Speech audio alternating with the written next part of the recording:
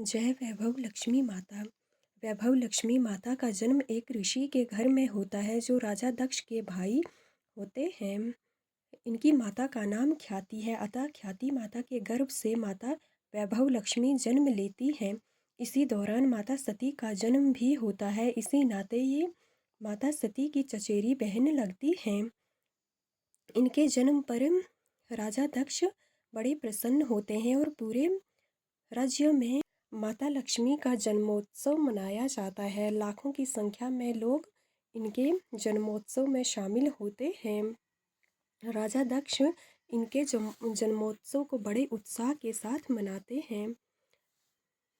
महर्षि भृगु की पुत्री होने के नाते राजा दक्ष वैभव लक्ष्मी को भी अपनी पुत्री मानते थे।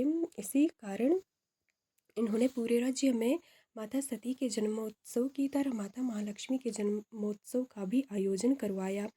लाखों करोड़ों की संख्या में देवता और साधारण मनुष्य, ऋषि मुनि इनके जन्मोत्सव पर आते हैं।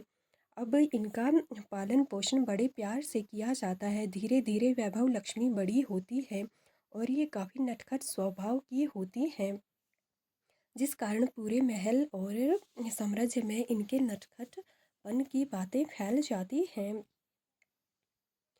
इनसे बाग के माली भी बड़ी प्रसन्न रहते थे, क्योंकि जब भी ये बाग में जाती थी तो सारे फूल अपने आप खिल उठते थे और सब तरफ खुशहाली छा जाती थी, जिस कारण पूरे धरती लोक और स्वर्ग लोक में माता लक्ष्मी की महिमा के गान सुने जाने लगे। इस पर इनके पिता देखते हैं कि पूरे महल से लेकर धरती लोक और स्वर्ग तक माता महालक्ष्मी के वैभव की बातें शुरू हो गई। महर्षि भृगु माता वैभव लक्ष्मी का स्वयंवर रचते हैं, जिसमें लाखों की संख्या में लोग शामिल होते हैं। देवगण और धरती के राजा महाराजा माता वैभव लक्ष्मी के स्वयंवर में शामिल होते हैं, जिसमें माता वैभव लक्ष्मी को अपना स्वयंवर चुनना था। इस पर महर्षि नारद भी भगवान विष्णु से कहते हैं कि आप मुझे अपना स्वरूप दे दीजिए। इस पर भगवान विष्णु तथास्तु कहते हैं और महर्षि सोचते हैं कि मुझे इनका स्वरूप मिल गया और ये भी स्वयंवर में शामिल हो जाते हैं, परंतु माता लक्ष्मी इनकी तरफ देखती भी नहीं है और जाकर भगवान विष्णु के गले में वरमाला डाल देती हैं। इससे साबित हो जाता है कि माता वैभव लक्ष्मी ने भगवान विष्णु को अपना वर चुना है। इससे नारद ऋषि बहुत दुखी होते हैं और जंगल की तरफ चले जाते हैं। वहाँ पर पानी में क्या देखते हैं कि उनका चेहरा भगवान विष्णु की तरह नहीं बल्कि एक वानर की तरह दिख रहा है। इससे वे काफ़ी क्रोधित हो ये क्रोध में ये भगवान विष्णु से पूछते हैं कि हे विष्णु, आपने ऐसा क्यों किया।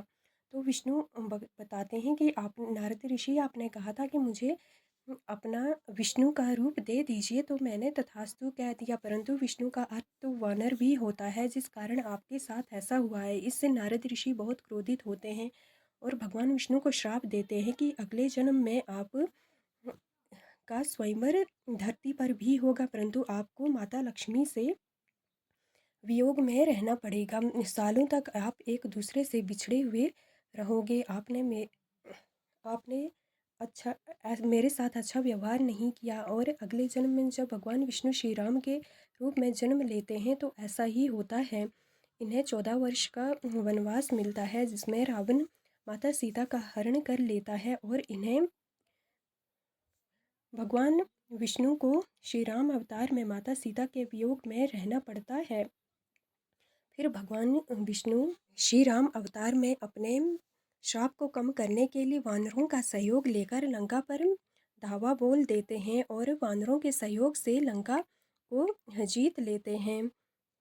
इस प्रकार उनके श्राप का प्रभाव कम हो जाता है और जब लंका का रावण मारा जाता है तो ये पुनः माता सीता को वापिस प्राप्त कर लेते हैं। इसके पश्चात ये लंका को छोड़ कर के वापिस अयोध्या आते हैं और अपना जीवन सुख में बिताते हैं। इसके पश्चात जब श्री राम और माता सीता का जन्म पूर्ण होता है तो इसके बाद ये पुनः विष्णुलोक में वैकुंठ में निवास करते हैं और यहाँ प्रसन्नता से अपना जीवन व्यतीत करते हैं। माता वैभव लक्ष्मी संबंध समुद्र मंथन से पैदा होने वाली महालक्ष्मी से नहीं है, क्योंकि माता वैभव लक्ष्मी का जन्म धरती पर हुआ था। उसके पश्चात इनका स्वयंवर हुआ था और फिर ये भगवान विष्णु के साथ वैकुंठ लोक में गई थी। जबकि समुद्र मंथन से पैदा हुई लक्ष्मी का नाम महालक्ष्मी था। इसके अतिरिक्त माता लक्ष्मी के 8 अवतार माने जाते हैं, जिनमें पहली महालक्ष्मी आती हैं जो वैकुंठ में निवास करती हैं। दूसरी लक्ष्मी का नाम स्वर्ग लक्ष्मी है जो कि स्वर्ग में निवास करती हैं। इसके अतिरिक्त इनका जन्म राधा के रूप में धरती पर हुआ जो गोलोक में निवास करती हैं। ये भगवान श्री कृष्ण के साथ गोलोक में निवास करती हैं। दक्षिणा लक्ष्मी का अवतार जो कि यज्ञ में निवास करती हैं। इन्हें यज्ञ की स्वामिनी माना जाता है। गृह लक्ष्मी जो हर घर में वास करती हैं, इन्हें गृह लक्ष्मी के रूप में पूजा जाता है।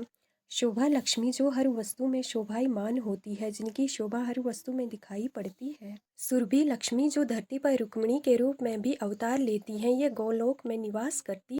वैभव लक्ष्मी जो धरती पर सीता के रूप में भी अवतार लेती हैं, ये पाताल लोक और भूलोक में निवास करती हैं। इसके अतिरिक्त वैभव लक्ष्मी को विष्णुप्रिया और राजलक्ष्मी के नाम से भी जाना जाता है, जो धरती और पाताल लोक में निवास करती हैं। इसके अतिरिक्त ये वैकुंठ में भी निवास करती हैं भगवान विष्णु के साथ। यह थी वैभव लक्ष्मी की कथा। जय माता दी।